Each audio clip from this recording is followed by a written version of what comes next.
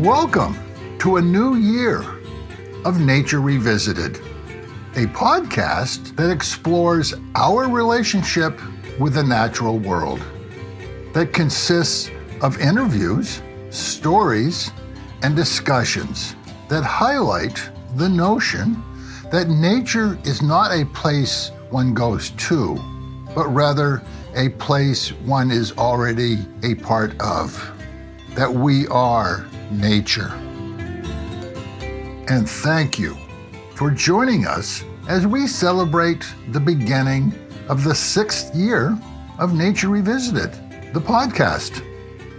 On this episode, Nature Revisited is honored to have Amy Tan. Amy joins us to talk about her new book, The Backyard Bird Chronicles, and her fascination with birds. Amy Tan is the author of The Joy Luck Club, The Kitchen God's Wife, and Saving Fish from Drowning, to name a few. Amy is also the author of 2 memoirs and 2 children's books, as well as numerous essays and articles. Amy is the recipient of many honors, including the Carl Sandburg Award. She was inducted into the American Academy of Arts and Letters in 2022 and presented with a National Humanities Medal in 2023. Amy was also a member of the literary garage band, the Rock Bottom Remainders. In 2016, Amy began taking nature journal classes and spending long hours observing the behavior of the birds in her backyard, which led to the publication of her illustrated bestseller, The Backyard Bird Chronicles, in April of 2024. Amy joins me from her home in California.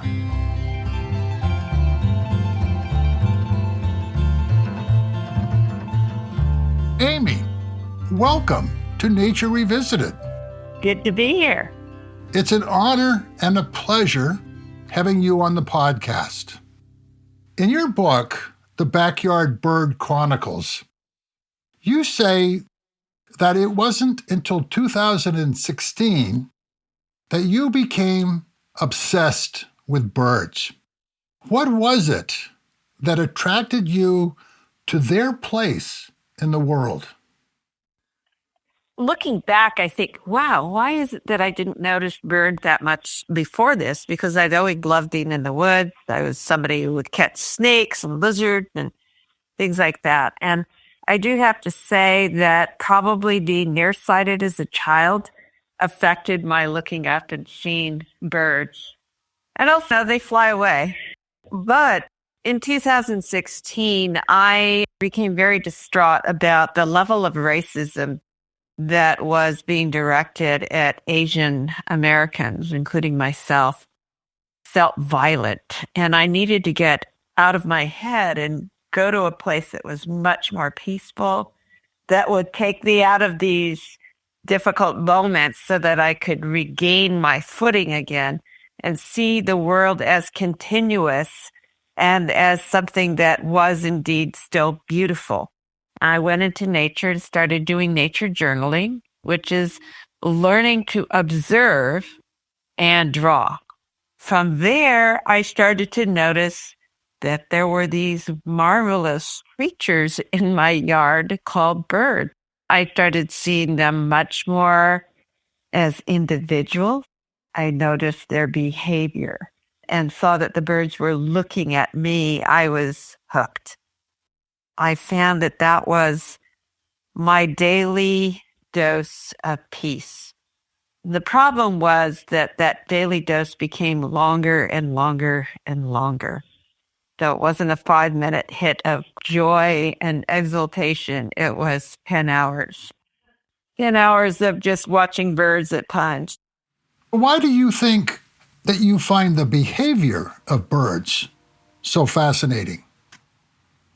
just consider the fact that birds are creatures that fly. I mean, we have other creatures that fly, like butterflies. They're very beautiful. And those other creatures don't sing beautiful songs. You can't watch with those other creatures behaviors that they do and say, gosh, that looks like that bird is courting another bird or teaching its fledglings how to hunt. You know, you can't do that with those other flying creatures. But with birds, you can see all that. And then you start to realize that these birds also, many of them have flown in from thousands of miles away. And that alone is another miraculous teacher of birds. So many things about them that are fascinating to me, and their behaviors are the things I look for the most. I'm not looking for new birds. I'm looking at just behaviors I've never seen before. So were the birds already visiting your backyard, or did you have to entice them to come? The answer to that is both. I had birds and I didn't really distinguish them that much. I would say that the birds I recognized were a robin, which I didn't see that often, but everybody sees robins. I would recognize a crow, of course. A hummingbird, I didn't know what kind, but that was always special to see. And a jay, which I called in those days a blue jay, which doesn't exist in California. It was a scrub jay. But after that, once I started drawing these birds, I started being able to pick out what they really look like. These birds that were the little brown jobs that look like every other little brown job. They were actually different. They were chickadees. They were juncos. They were golden-crowned sparrows. And from there, I realized I had quite a number of birds in the yard. Now, once I started putting cedars out, and especially a lot of water bulbs, I started seeing more and more birds. And then I saw a pattern of when birds arrived, not only throughout the day, but also in different seasons. So that the behaviors would change as well. Migrants arriving first thing, they behave differently from birds that have just been residents of the yard year round. And all these things has fascinated me. They're always fascinating. Are there different feeders and different types of food for different birds? Yes. I think I have a never-ending search for the foods that are going to appeal the most to different birds. I have suet out there, which is very popular for birds that arrive during fall migration. I also use a hot pepper suet so that it does not attract squirrels, for example. I feed them walnuts and crushed peanuts and dried mealworms or live mealworms. Safflower, which is horribly messy, but it is the seed that my birds seem to prefer over even sunflower chips, which I also provide. It's quite a nice variety, and the birds have signaled that that is so because they come. I've seen probably 70 different species in my yard. So can you talk about how you experienced a sense of oneness with them and how that sense of oneness has enriched your relationship with nature? Yes. My teacher's name is Jack Laws. He's the one that taught me how to do nature journaling. This is like a workshop anybody can attend, or you can get them for free from his website. One of the things that Jack taught me was that I should look at the bird and imagine the life force of that bird. Imagine that I am touching the bird. Being a fiction writer took that one step forward in imagining I was the bird, meaning I was the bird looking back at me, the person with the binoculars, staring at it. And what I, the bird, is imagining, that really got me into that quality of being the bird that enables me to more carefully see the bird and appreciate everything that's on the bird and why it is there, what purposes that little alula feather serve on the bird out in the wild. So everything about the bird was fascinating to me for that reason. So you say in the book that the male Anna hummingbird is your favorite bird. Is it still, and why? You know, my favorite birds change all the time because they do things that are endearing. And so I love them for those various reasons. I think I will continue to have 70 favorites. It depends on what they're doing at the moment. The Anna's hummingbird, though, definitely became a favorite because it was the first bird to come to me. I would call it and it would come to me and it would sit in my hand and drink from a little hand feeder. Having that kind of very close up interaction, you can't help but fall in love with a bird that does that, is not frightened away by you, that just comes willingly. And it would just look at me. I would talk to these birds, these little hummingbirds, and tell them how brave they were, how beautiful you are. And they would look up at me and then they would go back to feeding. My heart is just thumping out of its chest. The two ones that have been trading places. One is the great horned owl. We've had great horned owls in our trees for a while now. Two of them were there every single day. And that was wonderful to see a mother and her baby. The baby grew old enough. The mother left. The baby stayed, then left, then brought a girlfriend back, then left, and then brought a kid back. Goes on and on. Then the new favorite has been a pair of wren tits. And they are a bird that they're neither wrens nor are they tits. And they're not usually seen in the backyard. They're usually seen in grub or chaparral or something. But there they are, happily blowing plants in my yard, drinking water, exploring the theaters, everything. And they're just right out in the open. So I have to love the fact that they're not supposed to be in my yard, that they are so curious and that they are so visible throughout the day. So the Backyard Bird Chronicles is full of your wonderful illustrations of birds that have visited your garden. Why did you start drawing them? And is there one particular bird that you find particularly hard to capture in a drawing? When I first started taking nature journaling classes, I was observing everything. I'd go to a nature reserve with the group. Jack would tell us how to draw trees or water or waterfalls. And then any animals that we happen to see, deer, bobcat, bird.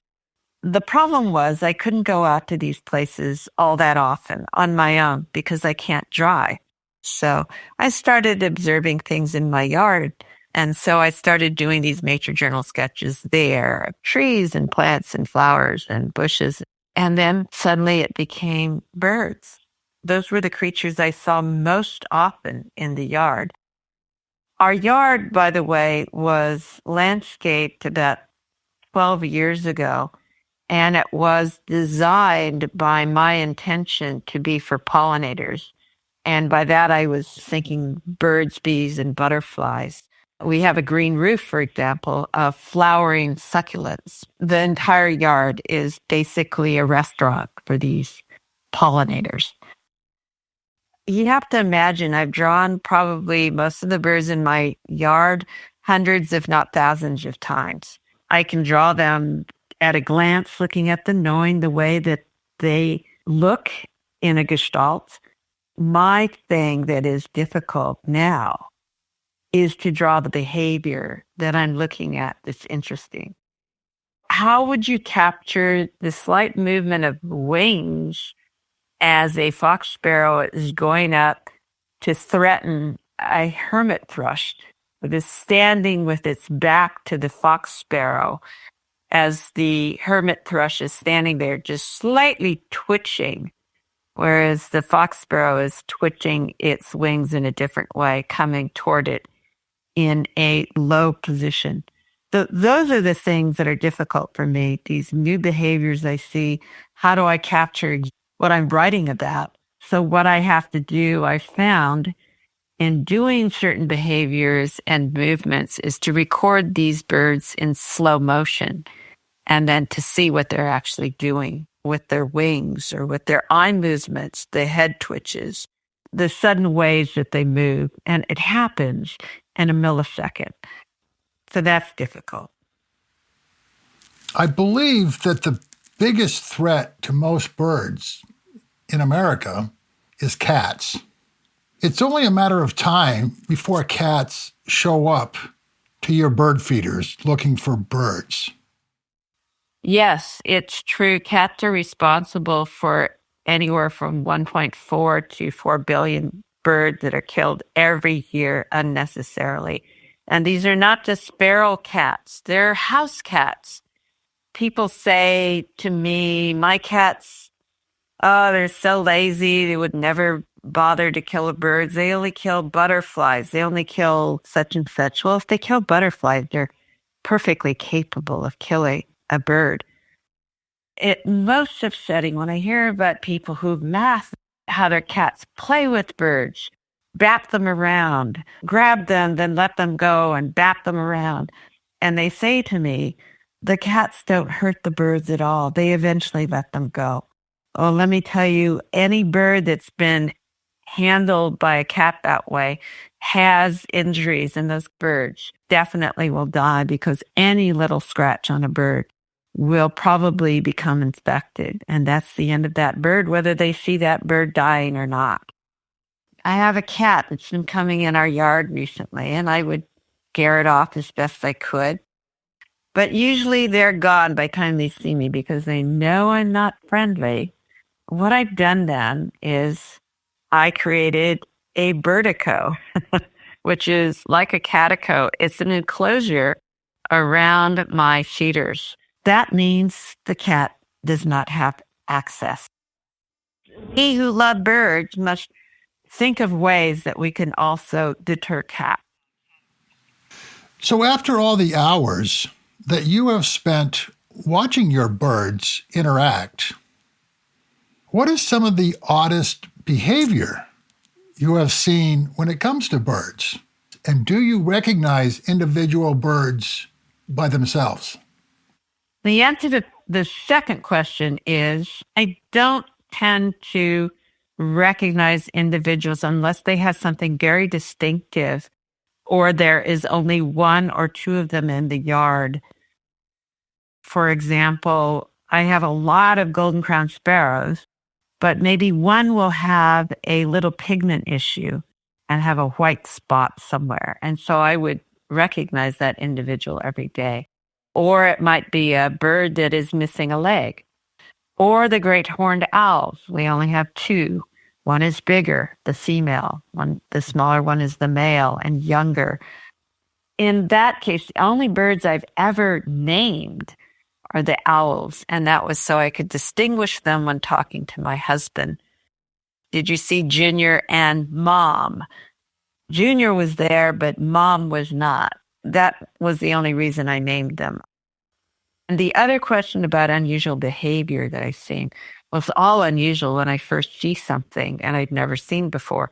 For example, I used to see birds, little birds that were flapping their wings furiously and backing up to other birds. And I thought, what is this behavior? As if it's chivalry or something. And I later came to recognize that these were fledglings and they were showing their rear to the parents, these flapping wings of theirs, to get their attention to say, please feed me. And they often did this near areas where there was food, or when the parent was coming toward it with food, then they would be fluffing desperately. I saw little birds picking up big acorns that it couldn't possibly swallow and tilting its head up, just holding this acorn in its beak. And I came to realize that fledglings don't know what they can swallow. They don't know what's edible. So they will pick up something bigger and throw back their head because that's the way their parents fed them. So many things to learn. They have to learn what's edible. They have to learn how to pick the thing up in their mouth and then rotate their tongue and swallow it. So all of these things that were unusual now I see are very common behaviors. I saw a bird landing on a swing and then thrusting its chest out and then back and forth, back and forth. I had to ask myself, is this bird actually doing this for fun? I go through in my head eliminating all the reasons why a bird would be doing this. And in the end, I just had to conclude this was probably just fun for the bird to do. Many different things that I see, especially aggressive behaviors in which a little bird could outsmart a bigger bird and steal its food. Birds have an instinct that when something lands behind it, they jump out of the way. They don't turn around to look and see. So a little bird jumping at the back of a big bird can displace that bird. And usually in the surprise of that movement, the big bird will drop whatever it's eating and the little bird can grab onto it. So how has the birds that visit your backyard, how have they influenced your thinking when you look at the planet at large and the ecological crisis that we are facing? Birds, the proverbial canary in the mine. When birds are doing well, it's more likely the environment is in that area where the birds are is doing pretty well. When they're not doing well, it can be a mirror on what is happening in the environment.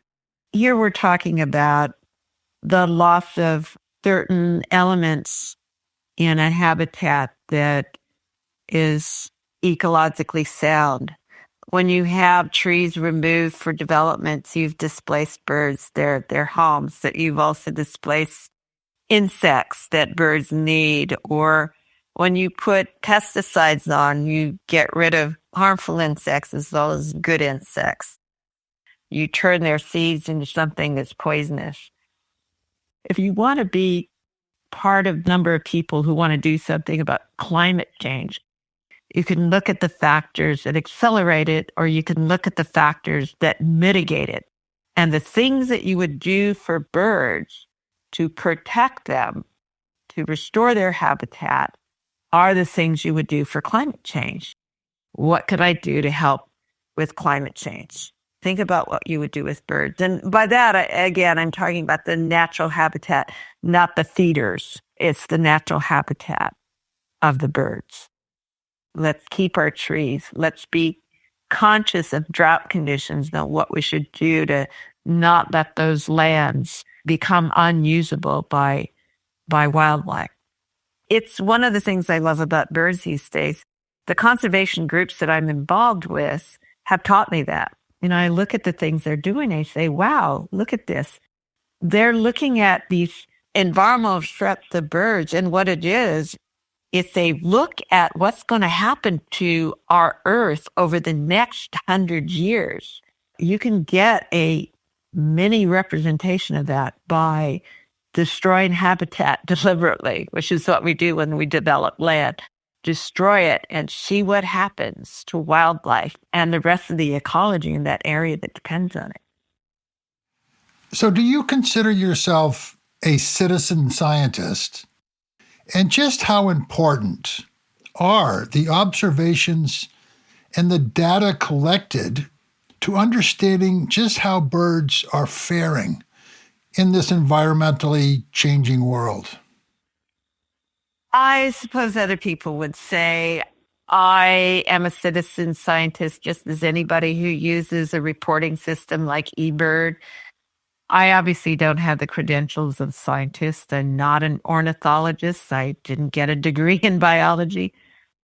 These daily observations, the recording of information in particular ways, is very useful to scientists, the real scientists and biologists who know how to use the data and put it into a whole schemata of what's going on. I, for example, was looking at the little ear bones of a fish that are eaten by dowitchers out in a marsh. And I was looking at that and I said, oh gosh, that is exactly the kind of thing that we nature journalists like to draw. We would pick out of silt some little funny thing, say, wow, what is this? And just start drawing them. And that is something that scientists can actually use because the sizes and appearance of those bones in the poop of certain birds will tell you something about the diet of those birds and what kind of nutrients they're getting. The reporting of birds that are seen in different areas, yes, that is data that is very, very useful. I use eBird on occasion to report birds in my yard, especially if I have a new bird. And I rely on other people when I'm out of my yard to identify the birds and record them because I'm not good at identifying birds out in the wild, especially when they're far, far away. And they'll tell me these interesting facts of what they're noticing, which is great. So you're a board member of the American Bird Conservancy. When did you become a member, and what is some of the important work that organization is doing? I became a member probably almost 3 years ago. I became a member against my better judgment. I had always vowed never to be on any board. I don't like going to board meetings or meetings of any kind. That's why I became a freelance writer or fiction writer in part because I like to work alone. But I believed in what American Bird Conservancy does. And I'm aware of many different organizations that do bird conservation. I do support those other ones as well. But I like the kind of work that they were doing with regard to both conservation as a whole, what they do with species that are endangered or even thought to be extinct. I don't think that many people realize, as I did not until more recently, that many of the warblers, for example, that we see in the U.S. also live in South America or Costa Rica or Panama or Mexico. These birds travel thousands of miles every year. And so the fact that American Bird Conservancy does conservation in South America now makes complete sense. It is actually the Americas that it does bird conservancy with. For those same birds, the Blackburnian warbler, that's the bird you see in Panama and Ecuador, as well as in Central Park in New York. The other thing that ABC does is it looks at the elements that go into bird collisions with windows, bird collisions with wind towers, and other dangers that face birds. I really appreciate their public awareness campaigns. I belong to a number of bird pages on Facebook, and I see that often when there are bird collision posts, people say, go to the ABC site to see what they have to say about the best deterrents for window collisions.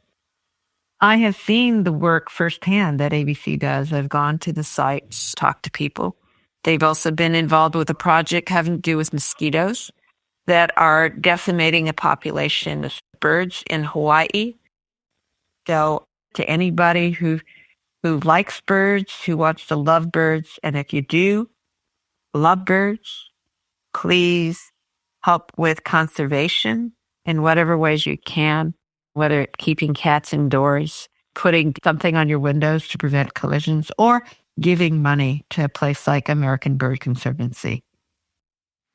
So lastly, you've mentioned Junior, the great horned owl, both here on the podcast and in your book.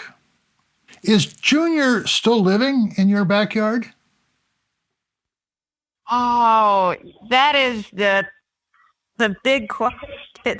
We have had 4 different owls now come through the yard, and they stay for different periods of time. And as I said to you, at first it was Junior and Mom.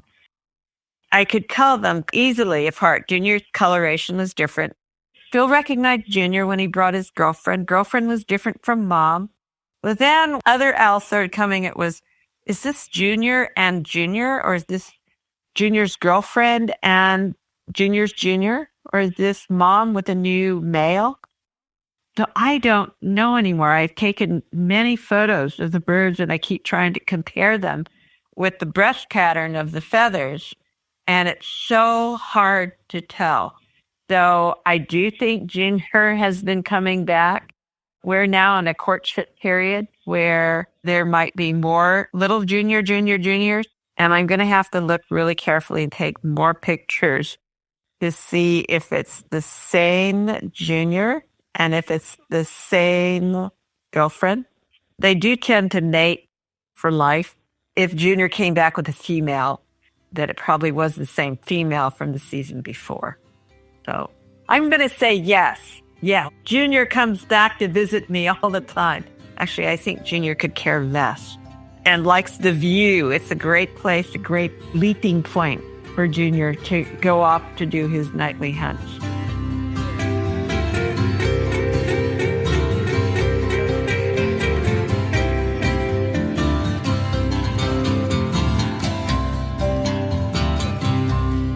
I hope you enjoyed my conversation with Amy Tan, and that you take the opportunity to read this beautifully illustrated book, The Backyard Bird Chronicles.